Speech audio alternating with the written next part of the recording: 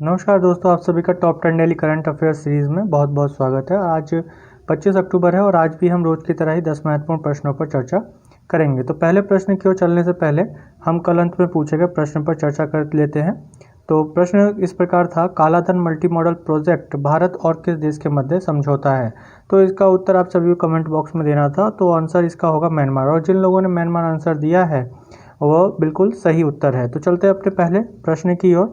तो आज का हमारा पहला प्रश्न है, हाल ही में किस देश को 35 वर्षों के बाद अंतर्राष्ट्रीय श्रम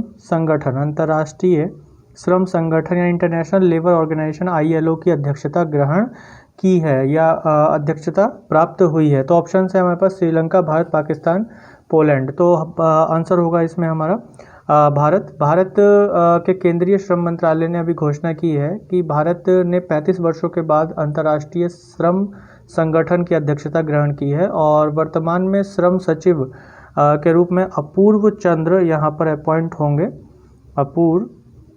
अपूर्व चंद्र को ILO की जो एक गवर्निंग बॉडी है, शासी निकाय है, उसका अध्यक्ष चुना गया है और ये नवंबर 2020 में गवर्निंग बॉडी के आगामी बैठक की अध्यक्षता करेंगे। जो यहाँ का शासी निकाय है, नवंबर 2020 में यहाँ की जो बैठक होगी उसका ये अध्यक्षता करेंगे। कौन? अपूर्व चंद्र को भारत की ओर से यहाँ के सचिव नियुक्त किए गए हैं। और ILO इंटरनेशनल लेबर ऑर्गेनाइजेशन का जो ये गवर्निंग बॉडी है, ये सर्वोच्च कार्यकारी निकाय है, यानी कि सुप्रीम एग्जीक्यूटिव बॉडी है और ये कई कार्यक्रमों का निर्णय लेती है और इसके साथ साथ यहाँ का जो महानिदेशक होंगे, डायरेक्टर होंगे, उनका चुनाव भी यही शासी निकाय के द्वारा ही किया जाता है। जो गवर्निंग बॉडी है उसके द्वारा ही किया जाता है। यदि हम ILO में देखें तो ILO में वर्तमान में 187 कंट्रीज़ एग्जिस्ट करती हैं। इसके सदस्य जो हैं 187 हैं और भारत ILO के एक संस्थापक देशों में से रहा था और रहा है। ये 1919 में वर्सया की संधि के तहत बनाया गया था, जिसके द्वारा लीग ऑफ नेशन को बनाया गया था, यानी जो राष्ट्र संघ है, लीग ऑफ नेशन है, जिसकी जगह पर बाद में संयुक्त राष्ट्र की स्थापना की गई है, उसी के साथ इसकी भी स्थापना की गई थी 1919 में और भारत इसके संस्थापक देशों में से एक रहा था। 1946 में आकर इसे एक विशेष एजेंसी का दर्जा मिला। और इसी प्रकार देखें तो ILO दो प्रकार के रिपोर्ट्स को जारी करती है, एक world employment and social outlook और दूसरा ग्लोबल वेज रिपोर्ट। दो प्रकार की रिपोर्ट जारी करती है, world employment and social outlook and global wages. तो चलते हैं अगले प्रश्न की ओर। तो हमारा अगला प्रश्न है, विश्व पोलियो दिवस प्रतिवर्ष कब आयोजित किया जाता है। विश्व पोलियो दिवस प्रतिवर्ष कब आयोजित किया जाता है? 22 अक्टूबर, 23 अक्टूबर, 24 अक्टूबर या 25 अक्टूबर। तो विश्व पोलियो दिवस प्रतिवर्ष 24 अक्टूबर को आयोजित किया जाता है और इसका उद्देश्य पोलियो के बारे में जागरूकता फैलाना तथा उसके उन्मूलन के लिए कार्य करना है। पोलियो एक संक्रामक रोग है और ये आमतौर पर 5 वर्ष से कम आयु के जो बच्चे होते हैं उसको ये प्रभावित करता है और पोलियो का वायरस दूषित जल से एक व्यक्ति से दूसरे व्यक्ति तक फैलता है। और मेनली जो पोलियो का वायरस है ये तंत्रिका तंत्र यानी नर्वस सिस्टम को प्रभावित करता है, जिससे पैरालिसिस जैसी शरीर में घटनाएं दिखाई देती हैं, यानी पक्षाघात जिसे हिंदी में कहा जाता है। और इस वायरस का अभी तक कोई टीका नहीं है, कोई वैक्सीन नहीं है। बस जो टीके हैं या जो दवाइयां हैं वो केवल इसके रोकथाम के लिए ही है, इसको समाप्त करने के लिए नहीं है। तो चलते हैं अपने अगले प्रश्न की ओर। तो आज का हमारा अगला प्रश्न है, संयुक्त राष्ट्र दिवस प्रतिवर्ष कब आयोजित किया जाता है। तो संयुक्त राष्ट्र दिवस प्रतिवर्ष कब आयोजित किया जाता है? तो ये भी 24 अक्टूबर को प्रतिवर्ष आयोजित किया जाता है। विश्व भर में संयुक्त राष्ट्र दिवस के रूप में 24 अक्टूबर को मनाया जाता है और उसी दिन 1945 में 1945 में संयुक्त राष्ट्र के चार्टर को लागू किया गया था। 24 अक्टूबर 1945 में जो है संयुक्त राष्ट्र संघ का जो चार्टर है उसको लागू किया गया था। इसके उद्देश्य की जो एक अधिकार पत्र है उसको लागू किया गया था सभी जो 51 देश हैं उनके हस्ताक्षर होने के बाद, जिन्होंने इसकी स्थापना की। और संयुक्त राष्ट्र के संस्थापक देशों में से भारत भी एक रहा है। इसके अतिरिक्त संयुक्त राष्ट्र एक अंतर सरकारी संगठन है और इसकी स्थापना अंतर्राष्ट्रीय सहयोग और शांति की स्थापना के लिए की गई थी। और वर्तमान में यदि हम देखें तो संयुक्त राष्ट्र के सदस्यों की संख्या 193 है, 193 है और इसका मुख्यालय अमेरिका के न्यूयॉर्क में स्थित है। बाकी इसके अतिरिक्त डिटेल्स में इसकी जानकारी के लिए संयुक्त राष्ट्र पर बनी हुई हमारी ऑर्गेनाइजेशनल वीडियोज़ को आप देख सकते हैं। चलते हैं अगले प्रश्न की ओर। तो आज का हमारा अगला प्रश्न है, G20 G20 anti corruption working group की पहली मंत्री स्तरीय बैठक में भारत का प्रतिनिधित्व किसने किया? G20 anti corruption working group की पहली मंत्री स्तरीय बैठक में भारत का प्रतिनिधित्व किसने किया? ऑप्शन है राजीव सिंह, जितेंद्र सिंह, सुरेश कुमार एंड कृष्ण कुमार। तो आंसर होगा इसमें Jitendra Singh. G20 anti corruption working group की पहली मंत्री स्तरीय बैठक में भारत का प्रतिनिधित्व जो किया वो केंद्रीय मंत्री जितेंद्र सिंह ने किया। और G20 की स्थापना पर अगर हम बात करें तो 1997 में हुए वित्तीय संकट फाइनेंशियल क्राइसिस के बाद 1999 में 1999 में G7 देशों ने के जो विदेश मंत्री हैं उनके द्वारा एक मंच तैयार किया गया जिसे G20 कहा गया। और इस G20 का कोई एक प्रॉपर मुख्यालय नहीं है क्योंकि ये कोई संगठन नहीं है बल्कि एक मंच की तरह कार्य करता है। तो इसमें यूरोपियन यूनियन, भारत और ये कुछ देश इसमें शामिल हैं जैसे Canada, US, Mexico, Brazil, Argentina, south Africa, Saudi Arabia, Turkey और ये पूरा यूरोपियन यूनियन है। यहाँ पे Russia, China, India, Japan, south Korea, Indonesia, Australia इत्यादि। तो ये कुछ देश हैं जो G20 के मेंबर सदस्य हैं। तो भारत भी G20 का मेंबर कंट्री है, उसका सदस्य है। तो ये कोई संगठन नहीं है बल्कि एक मंच है और इसी कारण इसका कोई मुख्यालय नहीं है। तो चलते हैं अगले प्रश्न की ओर। तो आज का हमारा अगला प्रश्न है, परिणाम मंजूषा किस संस्था का डिजिटल शैक्षणिक संगठन है? परिणाम मंजूषा किस संस्था का डिजिटल शैक्षणिक भंडार है? तो ऑप्शन है हमारे पास केंद्रीय माध्यमिक शिक्षा बोर्ड यानी CBSE, Indira Gandhi open university यानी इग्नू, राष्ट्रीय शैक्षिक अनुसंधान और प्रशिक्षण परिषद यानी NCERT या इनमें से कोई नहीं। तो इसका आंसर होगा CBSE।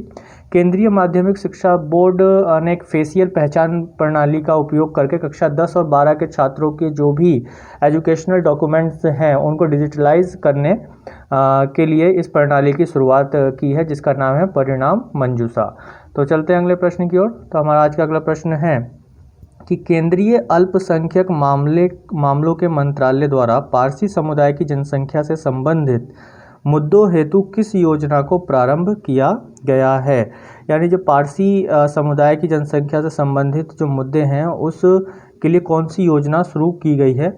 ऑप्शन है बढ़ो पारसी, जियो पारसी, शिक्षित पारसी, अग्रिम पारसी। तो आंसर होगा जियो पारसी। इस जो अल्पसंख्यक मामलों का मंत्रालय है उसके द्वारा पारसी समुदाय की कम होती जनसंख्या से संबंधित मुद्दों को लेकर जियो पारसी नामक योजना को शुरू किया गया है ताकि उनकी जनसंख्या में बढ़ोतरी की जा सके। चलते हैं अगले प्रश्न की ओर। अगला प्रश्न है हमारा, वह नदी घाटी जहां कर्नल चेवांग रिनचेन सेतु का उद्घाटन किया गया। कर्नल चेवांग रिनचेन सेतु का उद्घाटन किया गया। ऑप्शन है श्योक नदी, बीन नदी, रावी नदी, सोन नदी। तो आंसर होगा श्योक नदी। ऑप्शन थे हमारे श्योक नदी, बीन नदी, रावी नदी, सोन नदी। इसमें आंसर क्या होगा हमारा श्योक नदी। श्योक नदी सिंधु नदी की एक सहायक नदी है जो सिंधु नदी से उसके दाएं तट पर आकर मिलती है और हाल ही में पूर्वी लद्दाख में दारबुक और दौलत बेग ओल्डी को जोड़ने वाली इस सेतु का यानी कर्नल चेवांग रिनचेन सेतु का श्योक नदी पर उद्घाटन किया गया, बनाया गया है। अभी राजनाथ सिंह जो हमारे रक्षा मंत्री हैं उन्होंने इसका उद्घाटन किया है और ये सेतु सीमा सड़क संगठन यानी बॉर्डर रोड्स ऑर्गेनाइजेशन द्वारा बनाया गया है। और ये सेतु काराकोरम और चांगचेनमो पर्वत श्रृंखलाओं के बीच में स्थित है।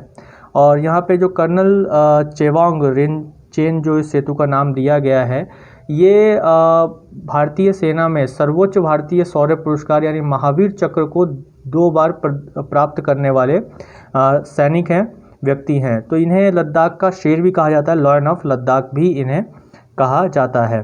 तो चलते हैं अगले प्रश्न की ओर। तो आज का हमारा अगला प्रश्न है, किस देश ने कोविड-19 के इलाज के लिए एंटीवायरल दवा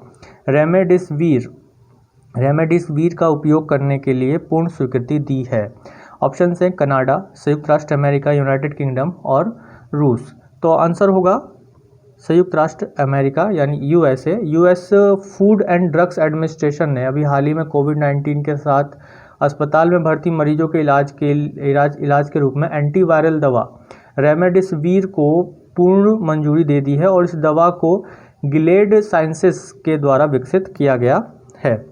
तो चलते हैं अगले प्रश्न की ओर। तो हमारा आज का अगला प्रश्न है, हाल ही में पार्ले एग्रो कंपनी ने किस अभिनेत्री को अपना ब्रांड एम्बेसडर नियुक्त किया है? पार्ले एग्रो कंपनी ने। तो ऑप्शन हैं प्रियंका चोपड़ा, जूही चावला, माधुरी दीक्षित, स्वरा भास्कर।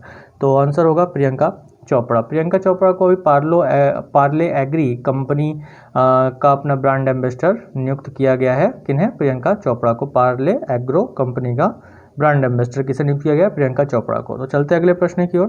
तो हमारा अगला प्रश्न है, हाल ही में कौन सा देश अंतर्राष्ट्रीय मुद्रा कोष का 190th यानी कि 190वां सदस्य देश बन गया है?